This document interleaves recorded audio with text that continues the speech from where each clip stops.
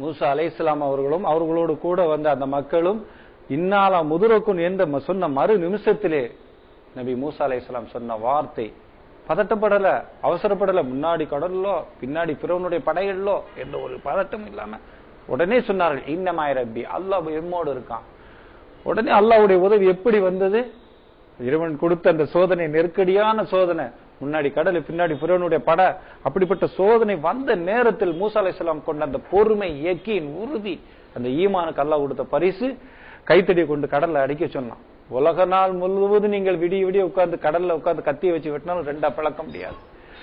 சாதாரண ஒரு இலைதலைகளை தன்னோட ஆடுகளை மேய்க்க தன் கைத்தாங்களாக வைத்திருக்கக்கூடிய ஒரு சாதாரண கைத்தடியை அந்த கடல் மீது அல்லாஹ் அடிக்க சொன்னான். அடிச்சாங்க, ரெண்டா பிளந்தது. மூசா அலைஹிஸ்ஸலாம் அவங்களோடு சேர்ந்த கவுமுகளுக்கும் அது பாதை, பின்னால் வரக்கூடிய கொடுங்கல் மன்னன் ஃபிரௌனுக்கு மரண பாதை அல்லாஹ் அமைச்சான். அப்போ ஒரு சோதனை வரும்போது, அல்லாஹ் கொடுக்கக்கூடிய அந்த முசீபத்து நெருக்கமாக வரும்போது, அதாவது டெட் எண்ட்ல கொண்டு வந்து நிப்பாட்டா, முன்னாடி கடல் பின்னாடி ஃபிரௌனுடைய படை, இங்க போனாலும் சாவு அங்க போனாலும் சாவு, அப்படிங்கிற ஒரு நெருக்கடியான ஒரு காலகட்டத்தை கொண்டு வந்து அல்லாஹ் வைப்பான். எந்த அளவுக்கு அப்படி சொன்னா நம்ம வாழக்கூடிய வாழ்க்கையில பாக்குறோம். அதாவது காலில் ஒரு புண்ணு ஏற்பட்டுருச்சு, சுகருக்காக மருந்து கொடுத்து கண்ட்ரோல் பண்ணு சொன்னா புண்ணு வளர்ந்துகிட்டு வருது. புண்ணு வளர்றது கட் பண்ணி ஆபரேஷன் பண்ணா சுகர் இருக்கனால ஆறாது, இதுக்கு மாத்திரை கொடுத்தா அதுக்கு மாத்திரை கொடுத்தா இதுக்கு.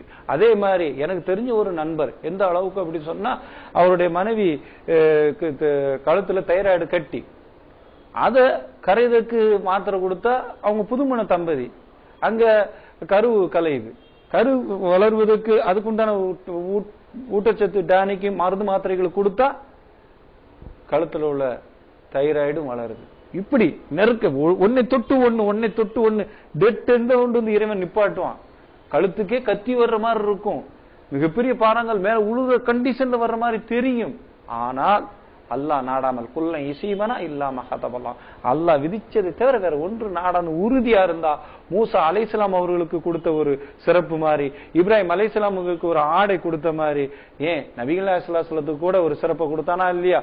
தௌர் குகையில ஒளிஞ்சிருக்கிறாங்க, எதிரியுடைய காலடி முன்னாடி வந்து நிக்குது, பாக்குறாங்க, குனிஞ்சா பார்த்தா வெட்டிடுவாங்க, அந்த அளவுக்கு இருக்குது.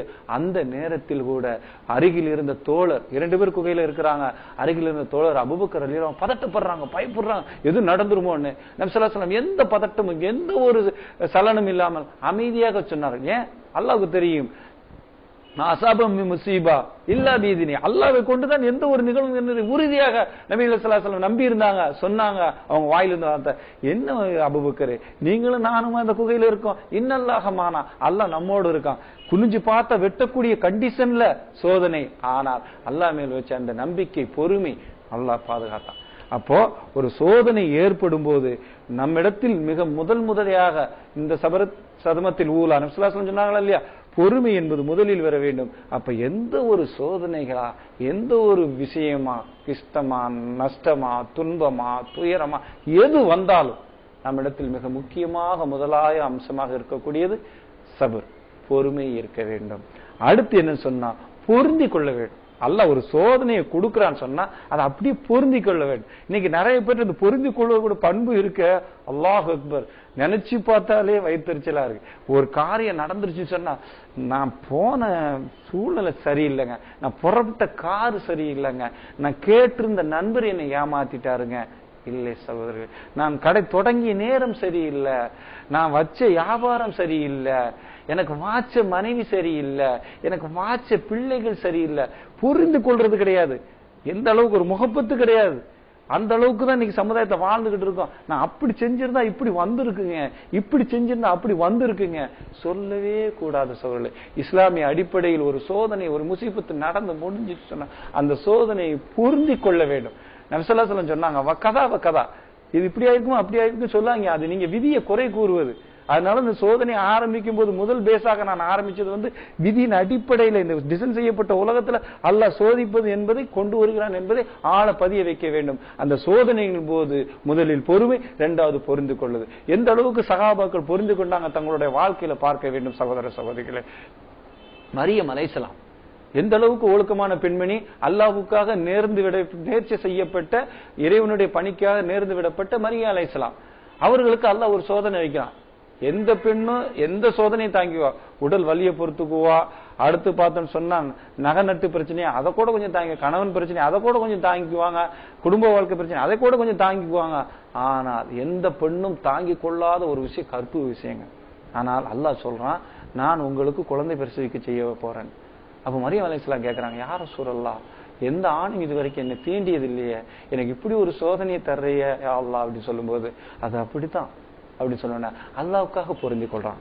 அல்லாஹ் இதாங்க பொருந்தி கொள்ளக்கூடிய அந்த தன்மை. இன்னைக்கு நம்ம வேற ஒண்ணு இல்ல, ஒரு பக்கத்து வீட்டுக்கார்ட்டு இல்ல மாமனார்ட்டு அண்ணன்ட்டு தம்பிட்டு தனியா வெளியா தெரியாத உலகத்துல நம்ம பேசிக்கிட்டு இருக்கோம். உங்களுக்கும் அவருக்கும் அண்ணன் தம்பி அக்கா தம்பி உறவு இல்ல மாம மருமக உறவுன்னு தெரியாம வேற இடத்துல பேசிக்கிட்டு இருந்தா யாராரும் உங்களை தவறா சொல்லிட்டாங்கன்னு சொன்னா, என் அண்ணன் தாமா பேசிக்கிட்டு இருந்தேன், என் மாமாட்ட தாமா பேசிக்கிட்டு இருந்தேன், என்ன போய் இப்படி தப்பா சொல்லிட்டாங்கம்மா, இப்படி மனம் வெதும்பி நொந்து நொந்து நூலாயி தற்கொலை வரைக்கும் போறக்கூடிய ஒரு சூழ்நிலையை பார்க்கிறோம். ஆனா இருந்தாலும் எந்த அளவுக்கு சுப்ஹானல்லாஹ் யா அல்லாஹ் நீ சொல்லிட்டியா பொருந்தி கொள்றாங்க. அப்ப அந்த பொருந்தி கொண்டதன் அடிப்படையில் அல்லாஹ் அவங்களுக்கு என்ன கொடுத்தான், ஒரு சிறந்த ஒரு அற்புதத்தை நிகழ்த்தினானா இல்லையா, நீங்கள் கியாம நாள் வரையும், ஏன் உலகம் அழிவது வரைக்கும் ஒரு தொட்டில் குழந்தைய எத்தனை மருத்துவத்துறைகள் எத்தனை விஞ்ஞான துறைகள் முயற்சி செஞ்சாலும் ஒரு குழந்தை பேச வைக்க முடியுமா? முடியாது. ஆனால் மரியம் அலைஹிஸ்ஸலாம் அவர்களுடைய மகன் ஈசா அலைஹிஸ்ஸலாத்தை அல்லாஹ் தொட்டில் குழந்தையாக இருக்கும் பேச வச்சு அவங்க களங்கத்தை நீக்கினான் இல்லையா. அப்ப சோதனை என்பது டெட் எண்ட்ல கொண்டு வருவான் சகோதரர்களே. அந்த அளவுக்கு சுப்ஹானல்லாஹ் இது ஒரு குழந்தை சோதனை. ஆனா ஒரு ஆடம்பர வாழ்க்கை பதவி பரிசுல இருந்த ஒரு பெண்மணியை கீழே இறக்கி இன்னைக்கு ஜெயில போச்சுன்னு எவ்வளோ சங்கடங்கள், எவ்வளோ மனசு வருத்தங்கள், எவ்வளோ வேதனைகள் அவங்க குடும்பங்கள் பிள்ளைகள் படக்கூடிய உறவினர்கள் படக்கூடிய வேதனையை நம்ம பார்க்கிறோம். அப்ப அதே மாதிரி தான் ஒரு ஆடம்பரமான வாழ்க்கை மகாராணி வாழ்க்கை வாழக்கூடிய ஃபிரௌனுடைய மனைவி மூசா அலைஹிஸ்ஸலாம் கொண்டு வந்த அந்த ஓரிரை கொள்கை உண்மையான கடவுள் தத்துவத்தை ஏற்றுக்கொண்டது காரணமாக, ஆனா ரப்புக்குமலாலா நான் ரப்பு நான் தான் கடவுள் என்று சொல்லக்கூடிய ஒரு மன்னனுடைய மனைவிக்கு என்ன நடக்கும், கொடுமை நடந்துச்சு.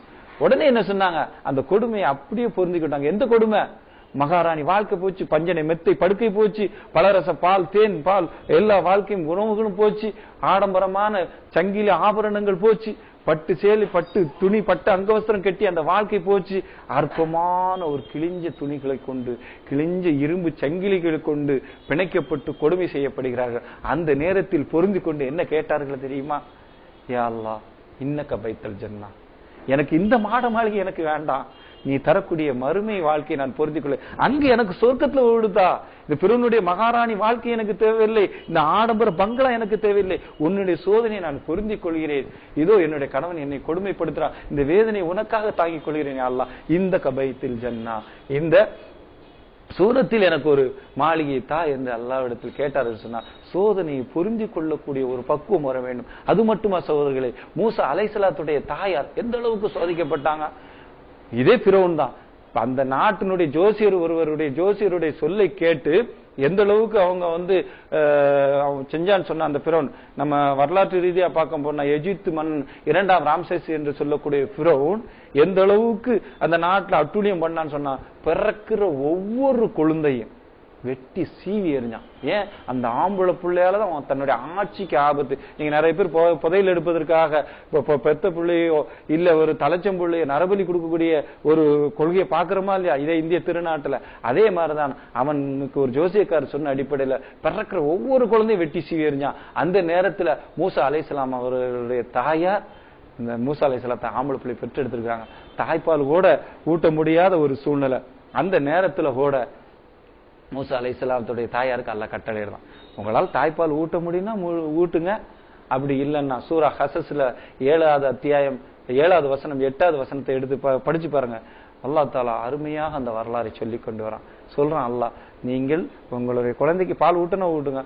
பால் ஊட்டணும் எதுக்குங்க ஊட்டணும், குழந்தை அழுதாதான் பால் ஊட்ட முடியும். அழுதுச்சுன்னா காவலர்களுக்கு தெரிஞ்சிடும், அரண்மனை காவலருக்கு தெரிஞ்சிடும் குழந்தை ஆம்பளை பிள்ளை பிறந்திருக்குன்னு, புடிச்சு வெட்டிடுவாங்களோன்னு அந்த தாய்க்கு அந்த பயம்.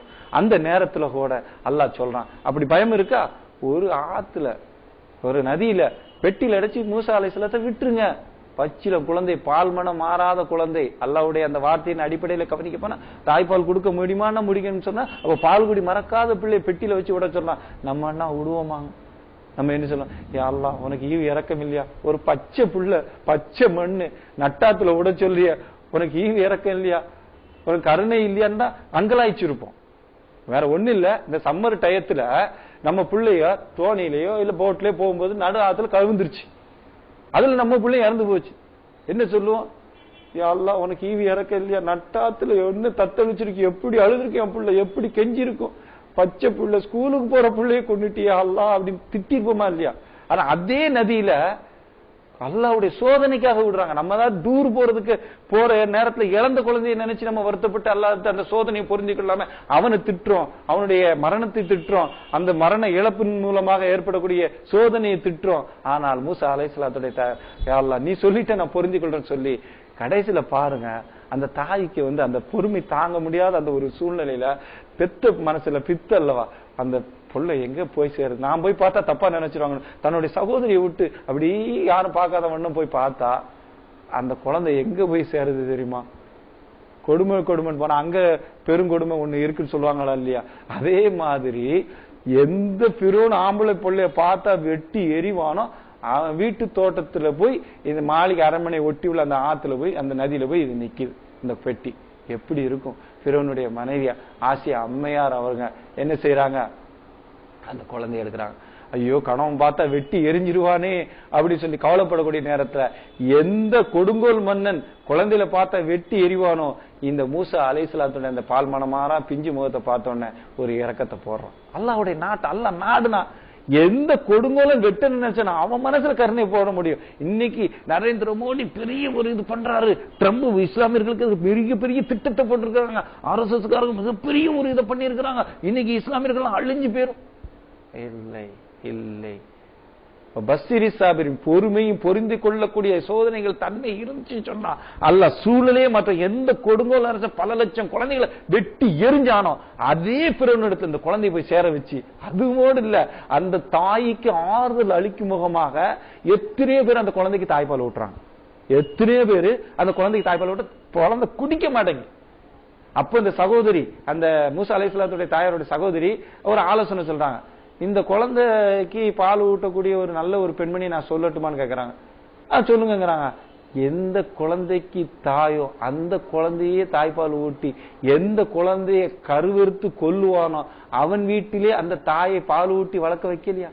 இதான் நல்ல நாடுனா நடக்குங்க. சோதனைகள் போது நாம் பொறுமையும் பொருந்திக் கொள்ளக்கூடிய தன்மையும் கொண்டால் நிலைமையை மாற்றி அமைக்கக்கூடிய சூழலை அல்லாஹ்வால் முடியும். குல்லை இசைபனா இல்லாம ஹதபல்லாஹுலனா, இந்த உறுதி, இந்த நம்பிக்கை, இந்த கலாக்கதருடைய நம்பிக்கை நம்ம இடத்துல வர வேண்டும் சகோதரிகளே. அடுத்து என்ன சொன்னா, விரக்தி. இன்னைக்கு நிறைய சோதனைகள் சொன்னா பட்ட காலிலே போடும், கெட்ட குடியே கேடும். என்னப்பா எனக்கு சோதனை இப்படியா இருக்கு அப்படி சொல்லி நான் தொழுகையில குறை வச்சேனா, நோம்புல குறை வச்சேனா, ஜக்காத்துல குறை வச்சேனா, ஏழைப்பாளைகளுக்கு உதவுறதுல குறை வச்சேனா, மாற்று மத நண்பர்களுக்கு அன்பளிப்பு செய்யறதுல நான் குறை வச்சேனா, பாகுபாடு பார்க்காம எல்லாருக்கும் நான் நல்லதுதானே செய்யறேன், எனக்கு மட்டும் யா அல்லாஹ் இப்படி சோதிக்கிறான்ங்கிற ஒரு அவநம்பிக்கை கொண்டு ஒரு சோதனை அப்படி லேசா வந்துருச்சு சொன்னா அப்படியே இபாதத்தை விட்டு அப்படியே தொழுகை விட்டு அல்லாஹ்வுடைய அந்த இறை பணிகளை விட்டு ஒதுங்கி போவதை பார்க்கும். அல்லாஹ் இதை பத்தி தன்னுடைய திருமறையில சொல்கிறான். என்ன சொல்றான்? 24வது அத்தியாயம் 11வது வசனத்துல அல்லாஹ் சொல்லி காட்டுறான், அவர்கள் ஒரு ஓரத்தில் நின்று தொழுகிறார்கள். ஒரு ஓரத்தில், அதாவது அவர் பள்ளியில ஃபர்ஸ்ட் ஸ்டெப்ல அவ்வல் ஜமாத் தான் தொழுகிறாரு. ஆனா அல்லாஹ் சொல்லி காட்டும் போது அவருடைய ஈமானுடைய அம்சத்தை இங்கே சுட்டி காட்டுறான். உள்ளத்துல அல்லாஹ் ஒரு சோதனை ஏற்படுதுன்னு சொன்னா அப்படியே அல்லாஹ் விருண்டு ஓடுறது, அல்லாஹ்வுடைய சோதனை தாங்காம விரக்தியாய் விருண்டு ஓடுறது, நம்பிக்கை இழக்குது. ஆனா அல்லாஹ் என்ன சொல்றான் பாருங்க, 2வது அத்தியாயம் 286வது வசனத்துல, லா யுகல்லிஃபுல்லாஹு நஃப்ஸன் இல்லா உஸாஹா, எந்த ஆத்மாவும் அது தகுதிக்கு மீறி நான் சோதிப்பது இல்லை. எல்லாத்துக்குமே ஒரு அளவுகோல், ஒரு இது டெட் என்று வச்சிருக்கேன். இப்ராஹிம் அலைஹிஸ்ஸலாத்தை எந்த அளவுக்கு அல்லாஹ் சோதிச்சான்? நெருப்பு குண்டத்தை தூக்கி போட போறாங்க. பதறினாங்களா, துடிச்சாங்களா, பதட்டப்பட்டாங்களா, வியாகுலப்பட்டாங்களா? யா அல்லாஹ் என்ன மட்டும் இப்படி சோதிக்கிய, எனக்கே சோதனை இப்படி அள்ளி தெரியும், உன் கண்ணு முன்னாடி தான் நெருப்புல போட போறாங்க, என்ன செய்ய போறோம் கெஞ்சினாங்களா? எந்த அளவுக்கு மலக்குமார்கள் உதவிக்கு கேட்கிறாங்க. நபி இப்ராஹிமே உமக்கு என்ன உதவி வேண்டும் என்று கேட்கும் போது அல்லாஹ் நெருப்பை மூட்ட செய்தது அல்லாஹ், இந்த சோதனையை ஏற்படுத்தியது அல்லாஹ், என்னை இந்த வில் அம்பில் கெட்ட வைத்தது அல்லாஹ், இந்த நெருப்பு சுடும் என்ற தன்மையை கொடுத்தது அல்லாஹ், அந்த அல்லாஹ்வுக்கு தெரியும் என்ன செய்ய வேண்டும் என்பது. உடனே சொன்னார்கள், ஹஸ்புனல்லாஹ நிஅமல் வக்கீல். நம்பிக்கை இழக்கல, விரக்தியாவல, அல்லாஹ் போதுமான சொன்னாங்க. உடனே அல்லாஹ் அந்த நெருப்பு குண்டத்தை உடனே மழையை கொண்டு இல்ல பெரும் காத்தை கொண்டு இல்ல இவரை மறைய வச்சு அல்லாஹ் பாதுகாத்தனா, இந்த சினிமா காட்சிகள்ல வரப்போது தந்திர ஜாலங்க மந்திர ஜாலங்கள் மாதிரி காட்டி அல்லாஹ் காப்பாத்தினா, எந்த நெருப்பு சுடுமோ அந்த நெருப்புக்கு அல்லாஹ் கட்டளை இட்டான். குல்னா அனாரு கூனி பர்தம் வஸலாமா, நெருப்பு என் அடியாருக்கு குளிர்ந்துன்னு சொல்லல, என் மீது என்னுடைய சோதனை பொருந்திக் கொண்டு நம்பிக்கை இழக்காமல் இருந்த அந்த அடியாருக்கு குளிர்ந்துரு சொல்லல. குளிர்ந்துரு சொன்னா ஐஸ் கட்டி ஆயிடுவாரு, குளிர் குறைஞ்சிச்சுன்னா நெருப்பு சுற்றும். அல்லாஹ் சொன்னா கூனி பர்தம் வஸலாமா, சலாமத்தா குளிர்ந்துருன்னு பூஞ்சோலையாக மாற்றப்படும். எந்த நெருப்பு ஒட்டம்பு தோள்களை எல்லாம் கலட்டி எடுக்குமோ அந்த நெருப்புக்கு அல்லாஹ் கட்டளையிட்டான். நெருப்பினுடைய தன்மை இயற்கையினுடைய தன்மை மாற்றக்கூடிய வல்லமை அல்லாஹ்வால் முடியும். குழந்தை பிறப்பு என்பது ஆண் பெண் வேண்டும். ஆனால் ஆண் பெண் இல்லாமல் வெறும் மண்ணில் இருந்து ஆதம் அலைஹிஸ்ஸலாத்தை படைக்கவில்லையா? ஆணை இல்லாமல் ஈசா அலைஹிஸ்ஸலாத்தை படைக்கவில்லையா? ஆணும் பெண்ணும் கலந்து ஒரு நுத்துஃபாவில் ஒரு இந்திரியத்தில் மனிதனை படைக்கவில்லையா? மண்ணில் படைத்தான், ஆண் இல்லாமல் படைத்தான், ஆணும் பெண்ணும் கலந்து ஒரு நுத்துஃபாவில் இருந்து படைத்தான். அப்ப இயற்கைக்கு முரணான மாற்றங்களை செய்ய அல்லாஹ்வால் முடியும் என்ற நம்பிக்கை சோதனையான காலகட்டங்களில் வர வேண்டும். விரக்தி அடைஞ்சி வேதனைப்பட்டு வேறுபடி எனக்கு என்ன சோதனை, எனக்கு சோதனைக்கு மேல சோதனை, பட்ட காலில் போடும் கெட்டிய குடியை கெடும், மதுவை நோக்கி ஓடுறது, தகடு தட்டு தாயத்தை நோக்கி ஓடுறது, வெட்டுக்குத்துல இறங்குறது, ஏன் இந்த அவநம்பிக்கை விரக்தி இழந்து ஏன் தற்கொலைக்கு ஏன் செல்லுவானேன்? நான் உங்கள் சக்திக்கு மீது நான் சோதிக்க மாட்டேன், டெட்ல வந்து சோதிப்பேன். உங்களுடைய ஈமான் எப்படி இருக்கிறது என்பதற்காக உங்களுடைய தவக்கலூன் அல்லாஹ் சொல்றான், என் மீது நம்பிக்கை வைப்பார்கள் சோதனையான காலகட்டங்கள், அந்த நம்பிக்கை எப்படி இருப்பது என்பதற்காக நான் சோதிப்பேன் அல்லாஹ் சொல்றான். அப்போ சோதனையான காலகட்டங்கள்ல அல்லாஹ் சோதிக்கும் போது பொறுமையை மேற்கொள்ள வேண்டும், பொருந்தி கொள்ள வேண்டும், விரக்தி கொள்ளக்கூடாது. இன்னும் சில பேர் என்ன சொல்லுவான்னா, கேட்டது கிடைக்கலையே இனிமே என்ன தோழுது அப்படி நம்பிக்கை இழப்பாங்க. நம்பிக்கையை இழந்துடக்கூடாது. ஏன் சொன்னா 2வது அத்தியாயம் 216வது வசனத்துல அல்லாஹ் சொல்றான்,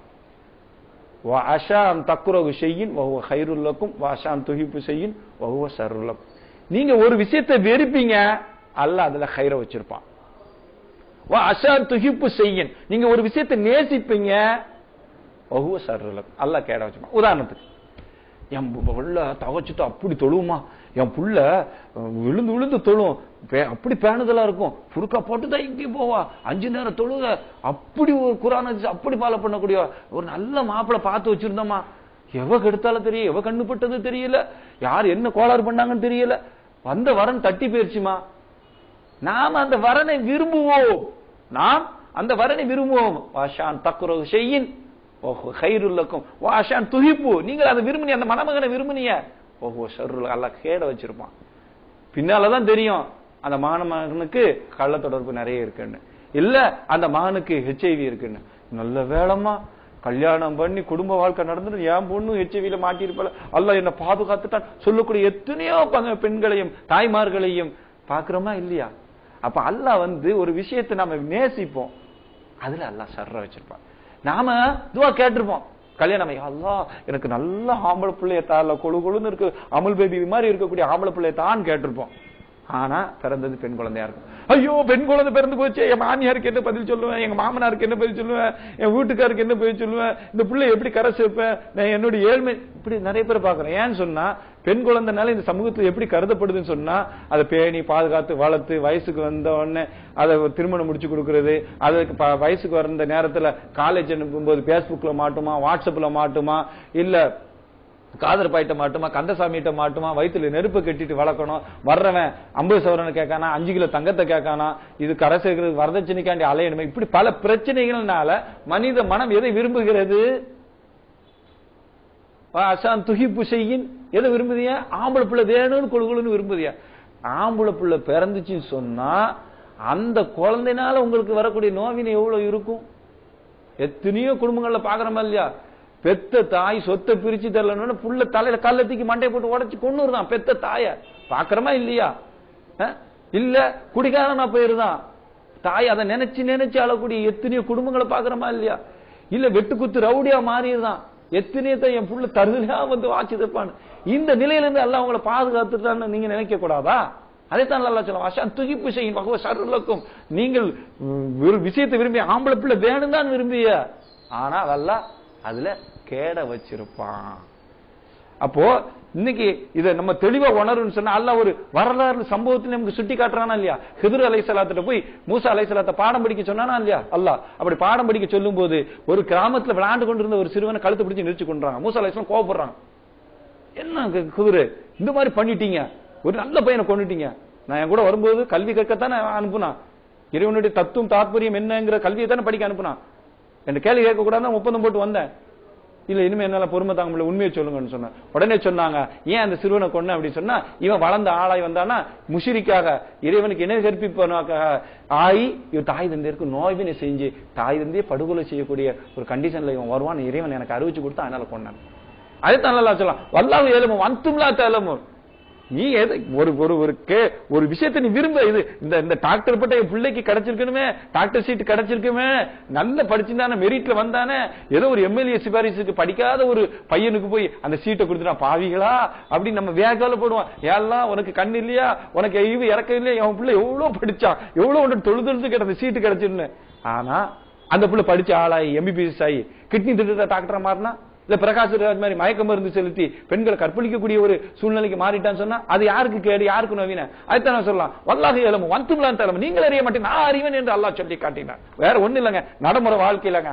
எப்படிங்க, ஒரு பிள்ளைய நம்ம கூட்டு போயிட்டு வரோம், நம்ம கை பிள்ளைய வந்து காய்ச்சல் சளி டாக்டர் வீட்டுக்கு கூட்டு போயிட்டு வரோம். வேற கொதிக்க வெயில போயிட்டு வரும்போது ஒரு ஜூஸை குடிச்சிட்டு போவோமேன்னு ஜூஸை குடிச்சிக்கிட்டு இருக்கோம். அந்த நேரத்துல கையில இருக்க பிள்ளை என்ன நினைக்கும், அம்மா எனக்கு ஜூஸ்ன்னு பிடிச்சிருக்கும். சும்மா இப்ப வந்து 1000 ரூபாய் செலவழிச்சு டாக்டர் ஊசி சளிக்கு மருந்து மாத்திரை செலவழிச்சு ஜூஸ் கேட்கிறியான்னு அப்படின்னு. அப்ப அந்த குழந்தை சூழ்நிலையில இருந்து பாருங்க, பாதை வச்சு பார்க்க வச்சு குடிக்கிறாள் அந்த குழந்தை நினைக்கும். ஆனா தாய் என்ன நினைப்பா, தான் புள்ள நல்லா இருக்கணும், இன்னும் குடிச்சேன்னு சொன்னா இன்னும் 2000 ரூபாய் டாக்டர் வீட்டுக்கு செலவழிக்கணும். இந்த ஒரு கருணை, இந்த ஒரு பாசம் பரிவுனால ஒரு தாய் தன் குழந்தையை பாதுகாக்க.